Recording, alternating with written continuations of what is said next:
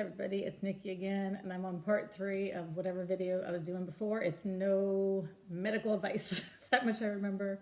There's no medical advice, personal theory, personal thoughts, personal opinion, and a whole lot of I'm not really sure, but I'm sharing it because because I've gathered information, and I'm trying to make sense of it myself. And this is part three of my Tandem phone calls about, well, at this point, about control IQ and kind of how it works. Okay, so in this one, we've talked about basal IQ and control IQ, and then we started to get into settings changes, including correction factor, and whether or not we can influence the outcome of control IQ's basal delivery and its use of suspends. And what we determined, if you believe the rep, is that you cannot affect how often it suspends or for how long it suspends. That is your blood sugar and your predicted blood sugar. That's determining that. But changing your correction factor, as well as anything in your personal profile, should affect your control IQ basal delivery. Okay, so here's the next question. I said, so then, if adjusting the correction factor setting does have an effect on the basal delivery and control IQ, is it recommended?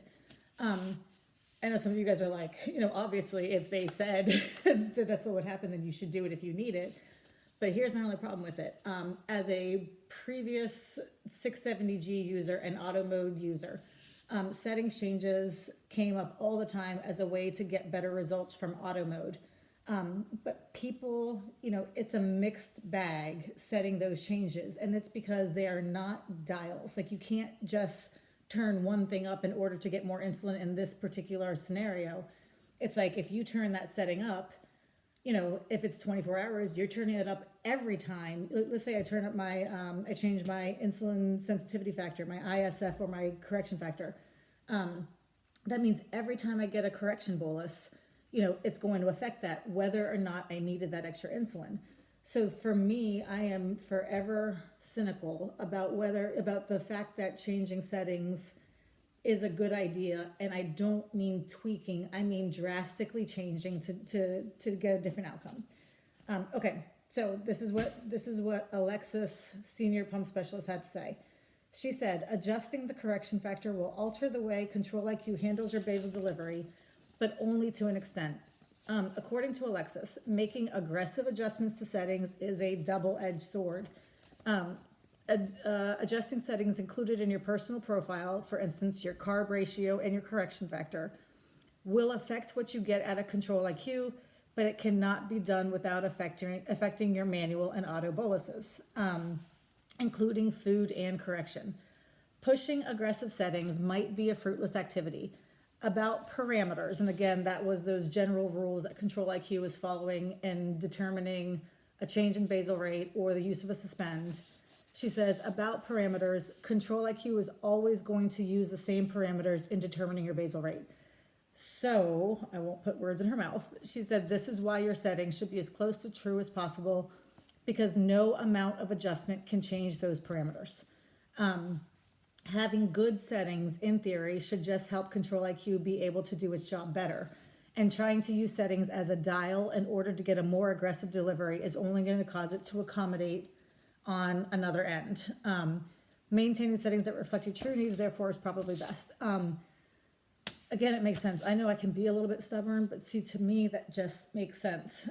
If I am in a position where I feel like I need to use trickery to get my pump, if I'm saying I really need some more insulin in the morning, which again, Tandem has identified the morning rise in blood sugar, aside from what is happening during dawn phenomenon. They have identified that as happening because of what control IQ is doing over the course of the night, which is also true in auto mode. The reduced rate overnight ends up a rise in the blood sugar in the morning. So instead of trying to trick your pump into giving you a more aggressive rate in the morning, not knowing whether or not you're going to need it every morning, it's better to have really good settings. Damn it, I just got all sidetracked thinking about the morning stuff. But what she's saying is it's better to have settings that truly reflect your needs, because adjusting those settings to try to fix one point of your day is going to have an effect on other things inadvertently. Okay, so I just finished my coffee. So I'm pretty charged. Okay. For clarification, I asked, do you recommend adjusting the settings even if they no longer reflect your true settings? That may have been me fishing, I'm not sure.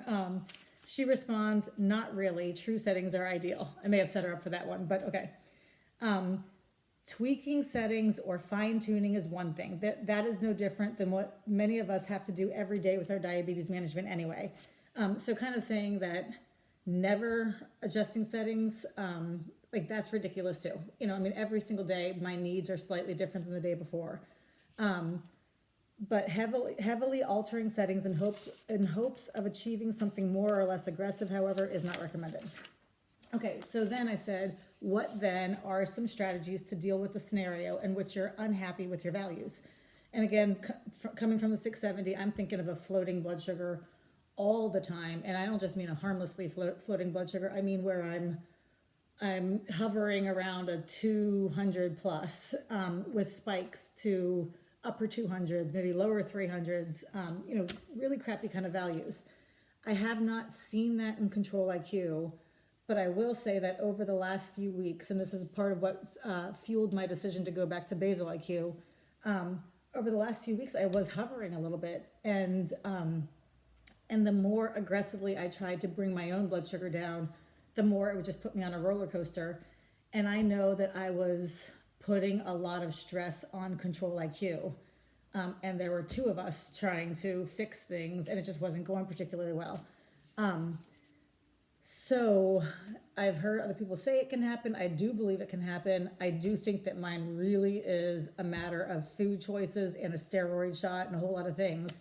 But there are scenarios where people are just not very happy, and what do they suggest those people do? So here are some very general ideas if the blood sugar feels like it is just staying too high. If the blood sugar feels like it floats throughout the day and does not appear to occur specifically after eating or administering corrections, a basal adjustment might be in order. And again, not medical advice. And if anybody adjusts their own basal, you know, please see a doctor about it and clear it and whatever. And also keep in mind that these things should be conservative and incremental and tiny, and that big changes can lead to big problems. Or changes that are too fast can lead to big problems. If the blood sugar feels like it floats too high following food boluses, so let's say most of the day the blood sugar is okay, but then after a food bolus, within a couple of hours, it's just staying too high, they say a carb ratio adjustment might be in order. If the blood sugar feels like it floats following a correction bolus, then your correction factor adjustment might be in order. Another strategy is, and I like the idea of this, another strategy is to have different personal profiles, which include your correction factor, carb ratio, and basal rates for different needs. Alexis explained how if you have predictable patterns that are different from your standard patterns, establishing a new personal profile to reflect the difference in needs might be beneficial. For instance, these are her words, if you're going to have a junky snacking day, maybe you want to have a profile with a more aggressive carb ratio and correction factor. If you plan to be very active all day, maybe you're doing way more than you normally do, you might want to have less aggressive settings. You might want to have less aggressive basal rates, or a smaller correction factor. Carb ratio or something like that. You can have multiple profiles, but all profile settings changes should be discussed with a provider. And I will say that this kind of makes more sense because, again, instead of making a blanket change that will affect me all day long, whether or not I need that all day long, going to a different personal profile to fit maybe the couple of hours or the next day or two, a real change in needs, that seems reasonable. All of this is my thinking out loud and my kind of contemplating things and everything else. Nothing is meant as an answer. Nothing is meant as a solution. It's just ideas. And you may or may not agree.